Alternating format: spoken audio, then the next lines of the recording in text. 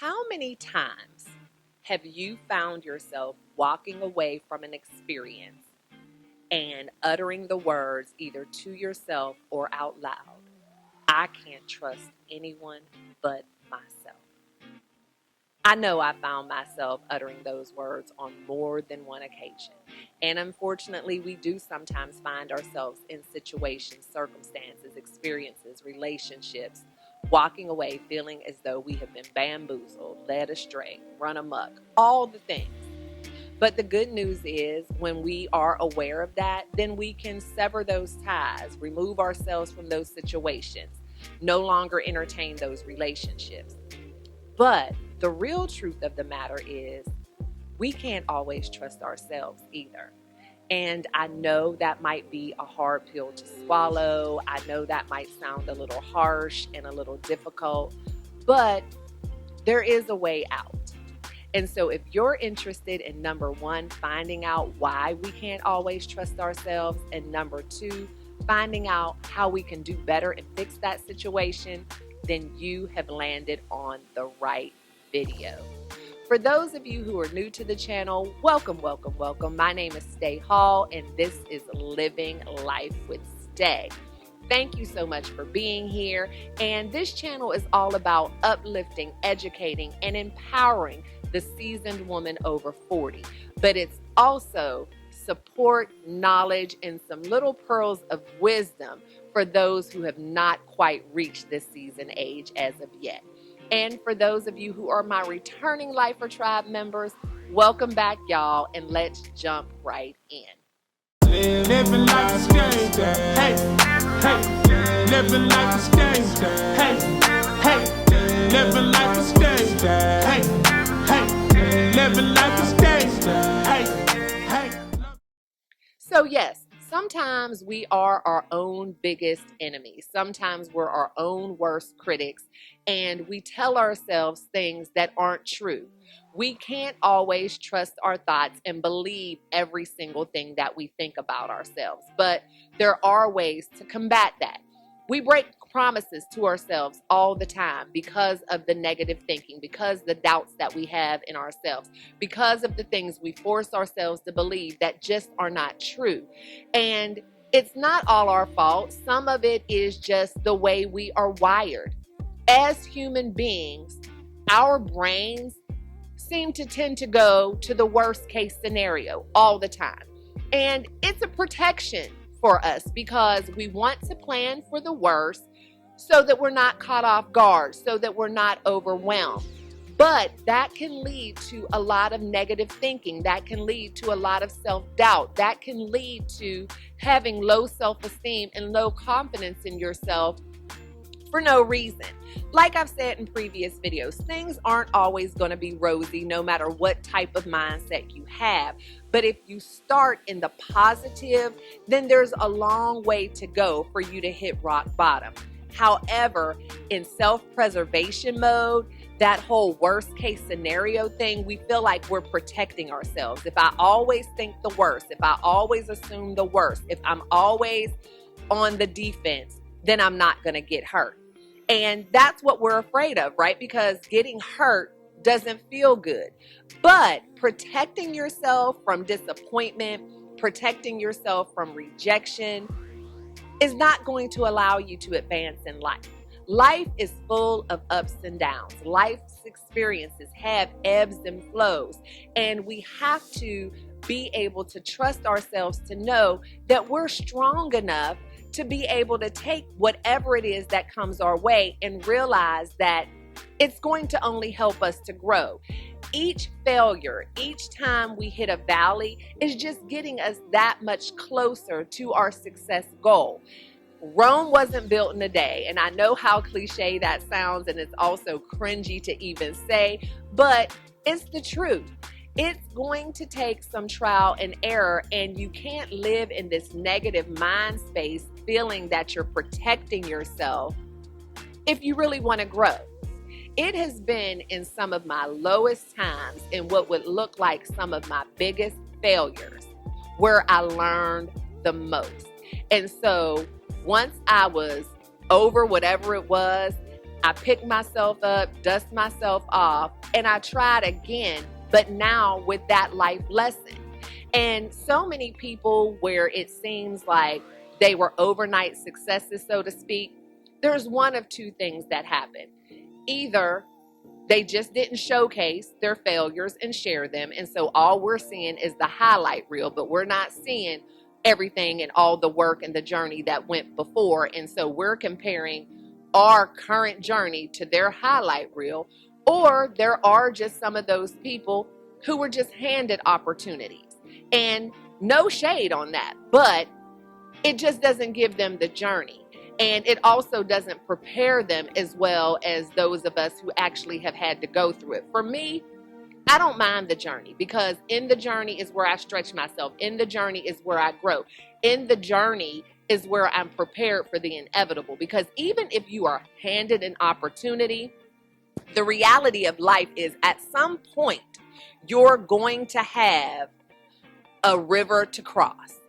And if you have never had any experiences before then, it's going to be a lot harder for you to handle, because the challenges that happen when you're way up here are a lot more challenging than the ones that are down here. Because when you're at the beginning or at the very early stages, you don't have a far drop.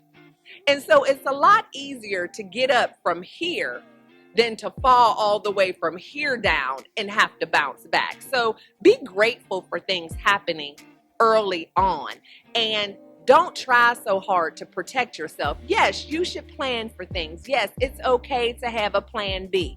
Yes, it is okay to have some kind of security blanket, but don't try to completely shelter yourself from anything bad happening and then not trying, because you're not trusting yourself. Trust yourself to be able to get through it. Trust yourself to be resilient. Trust yourself to be able to learn the lessons that you need to learn during the tough times. Don't convince yourself that you're not strong enough to bounce back. Don't convince yourself that you're not capable, because if you do that, you're going to stay in the same place. The other thing that you need to do is learn how to pause before you react to the negative thoughts.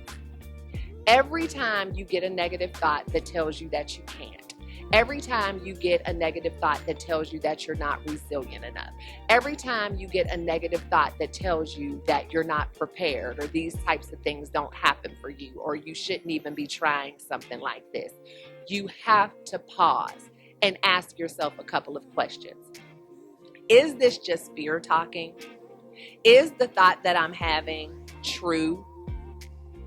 Is this just me being in protection mode? Question yourself. Have that dialogue, because those are the things that are going to snap your brain out of that negative space and have those critical conversations with yourself and be real honest and say, it's not that I'm not capable. It's just that I'm afraid of failing. It's not that I can't do it. It's just that I'm afraid of what it's going to look like to other people if it's not successful. And then you have to weigh it out. What is it worth to me? How bad do I want this? Do I trust myself enough to learn from this and just keep moving? Those are the kind of conversations you have to have with yourself. You have to ask yourself, is this negative thought helpful? Is this negative thought going to be of assistance to me? If not, completely dismiss it and keep going. Now, of course, this is not going to be an easy task in the very beginning. And just like everything else, it's going to take work. And there's going to be some things that you need to practice to make sure that you're keeping yourself honest with yourself, that you're keeping your promises to yourself. And so things that you can do to start to have that mindset shift and to be able to build that trust with yourself and know that your thoughts are honest and pure and accurate is you want to do things like journal when you have those negative thoughts. Journal your feelings, journal what that self-talk is, and then really think about what the driving force is behind that. You want to make sure that you are always questioning yourself every single time you have a negative thought, and that you're being honest about where those negative thoughts come from.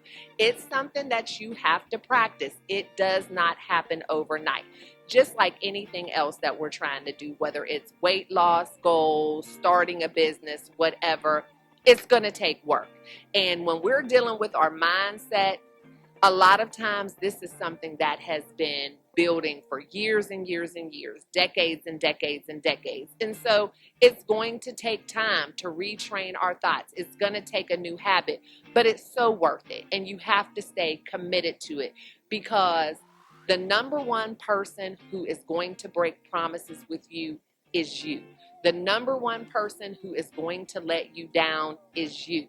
The number one person who is going to tell you that you can't do it is you. But guess what? The number one person who can fix all of that is you. But you have to stay committed. You have to be aware of it, and you have to go through the process. And so hopefully something that I've said today has shifted your mindset, has sparked something in you, has made you gain a new commitment with yourself, to be honest with yourself, and to have that dialogue, to not break the promises that you have, to not doubt yourself, to not let the negative thoughts override all of the positivity that you have in your life. And if you need some help in learning some of those techniques, if you need someone to coach you through it and support you and stand by your side as you go through this journey and this process, I'm your girl. Just reach out to me at www.stayhall.com and let's get a complimentary consultation lined up and scheduled so that we can talk about what retraining your mindset and rebuilding that trust with yourself looks like, because sometimes we need some outside support to help us get to that level where we can trust ourselves. And so y'all know the drill. I love and appreciate each and every one of you to bits and pieces. Always be kind and love one another, but don't forget to live your life. LYFE. Love yourself first explicitly. And I'll see y'all on the next one. Bye. Living like a skater. Hey, hey. Living like a skater. Hey, hey. Living like a skater. Hey, hey. Living like a skater. Hey, hey. Love yourself first explicitly. You owe it to yourself to move with that energy. Empower your self-esteem. Self-love is king. That's the only way to win. That's how you empower your dream. Living like a skater. Hey, hey. Living like a skater. Hey, hey. Living like a skater. Hey, hey. Living like a